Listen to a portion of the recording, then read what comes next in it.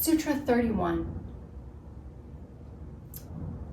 Dukkha dharmanasyangamajayatva shvasa prashvasa vikshepa saha bhuva. Pain, despair, depression, etc., caused by mental sickness, shaking of the body, lack of control over the body, nervousness, and inspiration and expiration, hard breathing, distraction, accompanying symptoms. Mental pain, despair, nervousness, and hard breathing are the symptoms of a distracted condition of mind. After enumerating in the last sutra these conditions which cause vikshepa, the author gives in this sutra a number of symptoms by which the presence of vikshepa can be recognized. The first of these is pain. The presence of pain, either physical or mental, always shows some serious defect or disharmony in the vehicle. Physical pain is a sign of positive disease, while mental pain shows definitely that the mind is not in a naturally healthy state. It is either in a state of inner conflict, torn between opposite desires, or under the domination of kleshas. Pain is an indication provided by nature to bring to the notice of the person concerned that all is not well within him. But while most people would run to a doctor if there is any physical pain, very few people think of having their mind examined or examining it themselves, even when they are suffering excruciating mental pain. But that is what is needed, really. When pain is combined with a consciousness of impotence or incapacity to remove it effectively, it leads to despair. Despair then leads to nervousness, which is merely an outer physical symptom of despair. Nervousness, when it reaches a certain degree of intensity, disturbs the breathing because it disorganizes the flow of pranic currents. So these four symptoms really represent the four stages which follow one another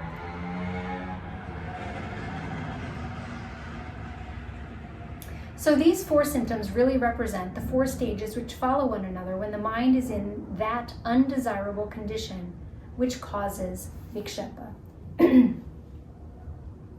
Since they are mere symptoms, the proper way to deal with them is to treat the mind for the fundamental disease which afflicts it. And this will involve a long and tedious course of discipline of our whole nature, because all parts of our nature are interrelated. The whole problem of human suffering and misery has been dealt with in section 2 by Patanjali in a masterly manner in his theory of kleshas. It will be clear to anyone who has understood this theory that there can be no cheap but effective solution of the problem of human suffering except through the conquest of the great illusion. As long as this is not achieved and the mind remains subject to the illusions of the lower life, suffering and misery must remain, and the outer symptoms which reflect the disordered condition of the mind must continue to appear in greater or lesser degree. But as has been pointed out already, Patanjali is not dealing here with the fundamental problems of human suffering and misery, but with those particular conditions of the mind which produce vikshepa and interfere with the practice of dharana, dhyana, and samadhi. This problem is of a more limited nature and has to be tackled by adopting means of a more limited and specific nature. These are dealt with in the following 8 sutras. And we will begin those 8 sutras right now. Sutra 32. Tat pratisedartam,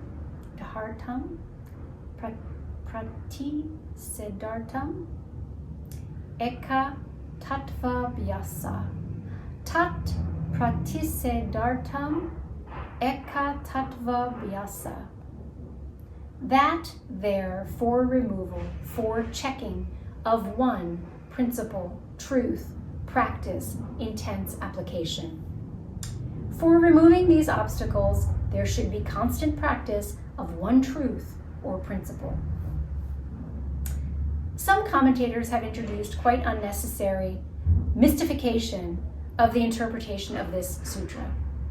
some going to the absurd length of suggesting that the exercises recommended in the 6 subsequent sutras for removing vikshepa and developing concentration of purpose are methods of practicing samadhi! ! In one sense, since reality touches life at every point, theoretically, there can be no limit to the depth into which we can penetrate in pursuing any one truth, and this can lead to samadhi. But the context in which this sutra occurs and the nature of the illustrative methods which are given in the subsequent sutras leaves no room for doubt with regard to its meaning. The object of these exercises is not the attainment of samadhi, for that is sought to be achieved by a different, clearly defined series of steps outlined in Ashtanga Yoga. The object is obviously the reversal of the tendency of the mind to run constantly after a multitude of objects in the outer world, and to develop the capacity to pursue constantly one objective inside within the realm of consciousness. It has been pointed out previously that the average man lacks not only concentration of purpose, but also the capacity to keep the mind directed within. Both these are sine qua non for the practice of yoga, and hence the necessity of developing these capacities in a high degree for the aspirant. The removal of the obstacles follows naturally when concentration of purpose has been developed to a sufficient degree. When a dynamic purpose enters the life of a person who has been leading a purposeless life, his mental and other forces become gradually polarized, and all difficulties like those mentioned in Sutra 30 tend to disappear. But, of course, the aspirant for yogic life has not only to acquire the capacity to pursue an objective with energy and perseverance, but in addition, his objective must be within.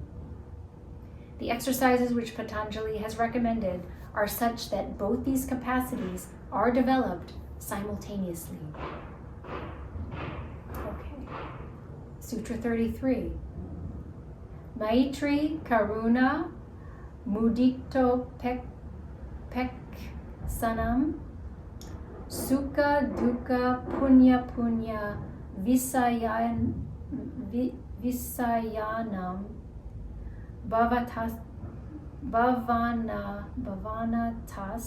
bhavanatas, citta prasadanam. Maitrī, karuṇā, muditā, upekṣā, sukha, dukkha, punya, visayanam, bhavanatas, citta prasadanam. Friendliness, compassion, and gladness, indifference, joy, happiness, sorrow, misery, virtue, and vice. Having further objects by cultivating attitudes towards, by dwelling in mind upon, of mind, clarification, purification. The mind becomes clarified by cultivating attitudes of friendliness, compassion, gladness, and indifference, respectively, towards happiness, misery, virtue, and vice. So not getting caught up in the pairs of opposites, basically, right? In giving a number of alternative exercises for overcoming vikshepa, the author begins with 2 sutras, the relevancy of which, in relation to the subject being considered, is not sometimes quite clear to students. In the sutra, we are considering Patanjali defines the correct attitude of the would-be yogi in the various kinds of situations that may arise in his relationship with those amongst whom he lives. I'm going to pause until that goes by.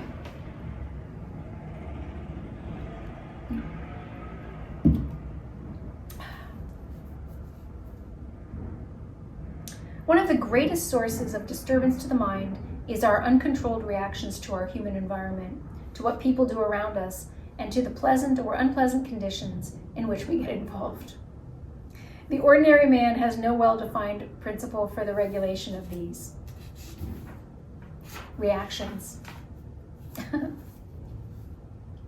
He reacts to these things in a haphazard manner according to his whims and moods, with the result that he is being constantly disturbed by all kinds of violent emotions being triggered, right? Some people, finding these emotional reactions unpleasant, decide not to react at all, and gradually become cold, hard-hearted, and indifferent to those around them. But these attitudes are undesirable and cannot lead to acquiring a calm, gentle, and compassionate nature in accordance with the requirements of the higher life. Spiritual life can go neither with violent reactions nor with cold indifference, which some misguided Stoics recommend to their followers. It requires a balanced nature in which our reactions are correctly regulated by the highest motives and are in harmony with the great law. The point to note here is that the development of a hard and callous nature, which is indifferent to the happiness and sufferings of others, is no real solution of the problem of mental equilibrium, and the freedom from disturbances, which is thus acquired, is more apparent than real because it is artificial and against the law of love. Besides, there is the danger of the yogi who allows himself to become callous, drifting into the left-hand path and creating for himself and others untold suffering. Patanjali has not only pointed out the necessity for the yogi of controlling and regulating his reactions to his environment, but has also laid down the general principle on which this regulation is to be based. This principle is, of course, derived from the laws of psychology and practical experience in dealing with the problem of adjusting ourselves to our environment. It ensures for the yogi both the equilibrium of mind and freedom from entanglements which he needs for the steady pursuit of his object. The principle on the basis of which the yogi has to regulate his attitudes and reactions is quite clear from this sutra, but there is one point on which doubt may arise in the mind of the student. Patanjali prescribes indifference toward vice. To some, it may appear that this is not in accordance with the highest ideals of spiritual life, and an attitude of active help and compassion toward the wicked would be better than that of mere indifference. This objection seems quite reasonable, and incidents may be quoted from the lives of great spiritual teachers and saints in support of this argument. But we have to remember that this sutra is not meant to prescribe a code of conduct for people in general, or for those who have become enlightened and are thus in a position to serve as spiritual teachers. It is a code of conduct recommended for the practical student of yoga who is an aspirant for enlightenment. He is engaged in the pursuit of an objective of an extraordinarily difficult nature, and he cannot afford to divert his energies for the purpose of reforming others. According to the Eastern tradition and conception of spirituality, active work for the spiritual regeneration of others comes after a person has gained at least a certain degree of enlightenment himself. If we go out to reform others while we ourselves are bound by all kinds of illusions and limitations, we are not likely to gain much success in our endeavor and may seriously jeopardize our own progress. The aspirant for yoga cannot frown upon the wicked because that would tend to arouse hatred and have undesirable repercussions in his own mind. He cannot show sympathy toward them because that would be encouraging vice. So the only course left open to him is to adopt an attitude of indifference. The result of following the rule given in the sutra is to bring about clarification of the mind and to remove one of the causes of mental disturbance for the beginner. All those distortions and complexes which the average man develops in his conflicting relations with others must be combed out and the psyche made healthy and harmonious. Otherwise, Vikshepa will continue to trouble him and make the practice of yoga impossible.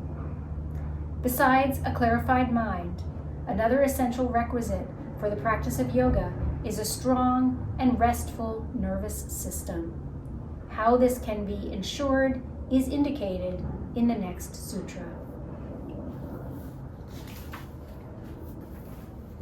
Sutra 34. Prachardana vidharana bhyam vidharana bhyam Prachardana vidharana bhyam va pranasya. By ejection, expiration, and retention, holding or of breath. Or by the expiration and retention of breath. So we're talking about pranayama here, right?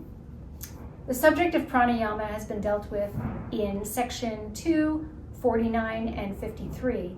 In the sutra given above, Patanjali has referred only to some preliminary practices which have only a limited objective, namely the purification of the nadis. These nadis are channels along which the currents of prana or vitality flow in the pranamaya kosha. If these channels are not quite clear and the currents of prana do not flow in them smoothly, various kinds of nervous disturbances are produced. These manifest chiefly in a general feeling of physical and mental restlessness, which causes vikshepa. This condition can be removed by practicing one of the well-known breathing exercises for the purification of the nadis, or nadi shuddhi. Since kumbhaka does not play any part in these exercises, and no strain of any kind is involved, they are quite harmless, though highly beneficial for the nervous system. If they are practiced correctly for long periods of time, and the yogic regime of life is followed at the same time, physical body becomes light and full of vitality, and the mind calm and restful. These exercises should, however, not be taken as variants of deep breathing, which has no other effect except that of increasing the intake of oxygen in the body and thus promoting health. They come somewhere between deep breathing and pranayama proper, which aims at gaining complete control of the pranic currents in the body. This point will become clear when we are dealing with the subject of pranayama in section 2. It should be noted that Patanjali does not consider these preliminary exercises for the purification of nadis as pranayama. He defines pranayama in section 2, Sutra 49, and according to that definition, kumbhaka, the cessation of inspiration and expiration, is an essential part of pranayama. All right. So we're stopping there at pranayama. Oh, first, let me read the next one. The next one is 35. Coming into activity of higher senses also becomes helpful in establishing steadiness of the mind. Coming into activity of higher senses also becomes helpful in establishing steadiness of mind.